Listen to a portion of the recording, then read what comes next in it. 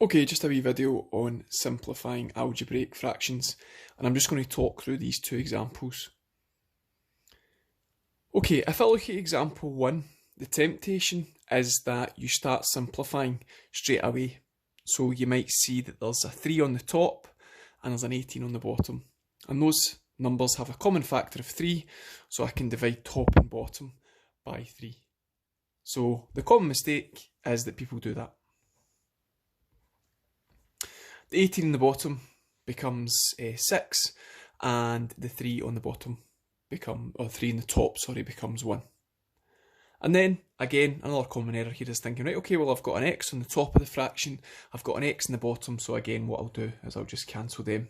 So my final answer doesn't make any sense, because if I did that, I would end up with -1 on the top, and I would end up with 6 minus 6 in the bottom, which is 0.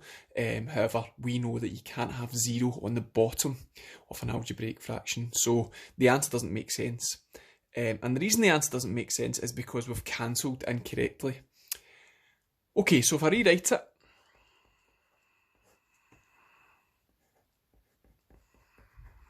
the reason that we can't cancel is the reason that I keep saying.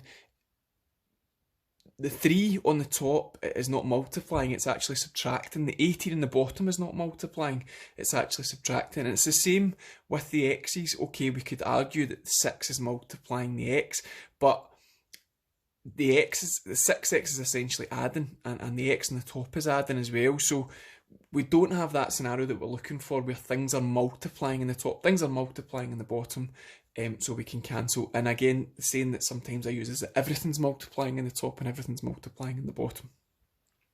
Okay, so how do we actually tackle this? Well, we're going to use two skills today. We're going to use simplifying algebraic fractions, which we've seen, and we're also going to use factorising. Factorising gets you to a scenario where you're multiplying things together, whether you're multiplying a number in a bracket or you're multiplying brackets together, and that's what we're looking for.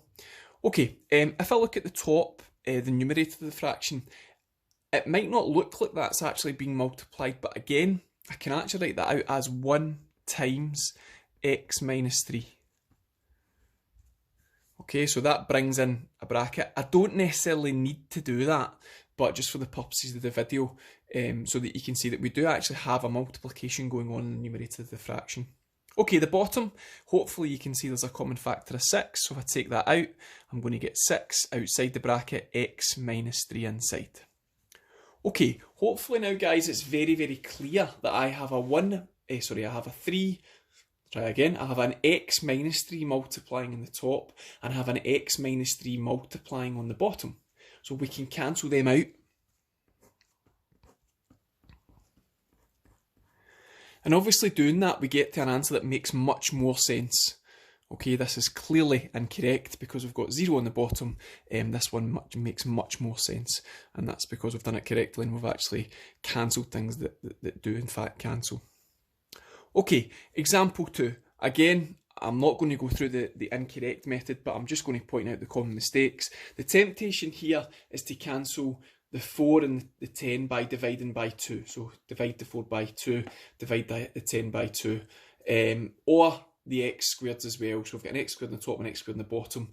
Again, just cancelling them off. It doesn't work, okay? The 4 is clearly taken away, the 10 is clearly taken away, the x squareds are actually adding. We don't have that multiplication scenario that we look for. So again, what we do is we factorise, and again we factorise because when you factorise things you end up with a number multiplying a bracket or two brackets multiplying together, and that's the key. We need things multiplying. Okay, so we're combining two skills here, and this is why in previous posts I've said that it's important to be able to factorise quickly and accurately, because it does build into some other skills. And really what I don't want to be doing here is I don't want to be spending 10 minutes trying to factorise the numerator and the denominator of the fraction, because if this is in an assessment I'm going to run out of time.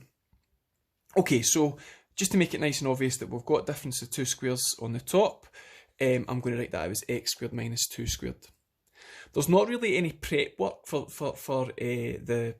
the denominator. There's no common factor, which is always the first thing I look for. So it's a trinomial. So again, what I would be expecting to see here is your factorising squares, okay? So factors of x squared, x times x. And this is not the only way to factorise a trinomial, there's a range of different ways. Factors of negative 10. And again, writing all of them out, so we've got negative 1 times 10, 1 times negative 10, negative 2 times 5, and then 2 times negative 5. Yep, and that's every single factor of negative 10 in every single order. Okay, so from here we go to our factorising square. I should say that we could write these out, I suppose, in a different order. So I could write this out as 10 times minus 1, negative 10 times positive 1, 5 times negative 2, and negative 5 times 2. Like I said, that's the kind of full Buna solution where you're looking at everything. Some people may be already at the stage where they can see what factors are going to work. If I'm not sure, we just work through this list. So subbing in, I'll just do one here, subbing in the first factor pair. Cross multiply and add. And we get 9x. Okay, we're looking for 3x here, so that's not going to work. That factor pair is not going to work. So again, I would try a different combo. Maybe you're at the stage where you can actually spot the factor pairs at work. It's going to be 5 and negative 2. And just to show you that in the factorising square, cross multiplying and adding. And we get to the 3x that we're looking for. So if we wanted 3x, we've got positive 3x there. So this is the factorising square that's going to work. Okay, the thing about a factorising square, that is positive 5, is it actually gives you the two brackets. So my first bracket is x plus 5, my second bracket is x minus 2. Doesn't matter what order you put the brackets in, so if you had x minus 2 first and then x plus 5, that's also correct. Okay, so that's the bottom factorised. Again, we've got that multiplication occurring on the denominator of the fraction, that's good. We'll just do the same on the top. So again, factorising using difference of two squares is actually a wee bit easier.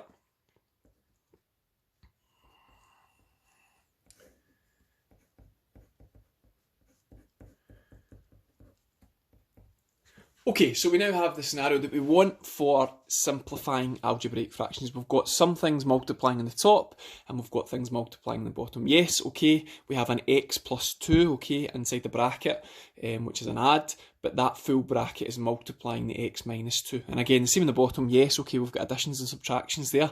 X plus 5, x take away 2, but again, the x plus 5, the entire bracket x plus 5 is multiplying the entire bracket x minus 2. So we can actually cancel, and the things that are going to cancel, hopefully we can see, are the x minus 2s, and that leaves me with x plus 2 on the top over x plus 5 on the bottom. Remember, when you are factorising, you can check just by multiplying out the brackets. If I multiplied out all these brackets here, I would get back to my x squared minus 4 on the top and x squared plus 3x minus 10.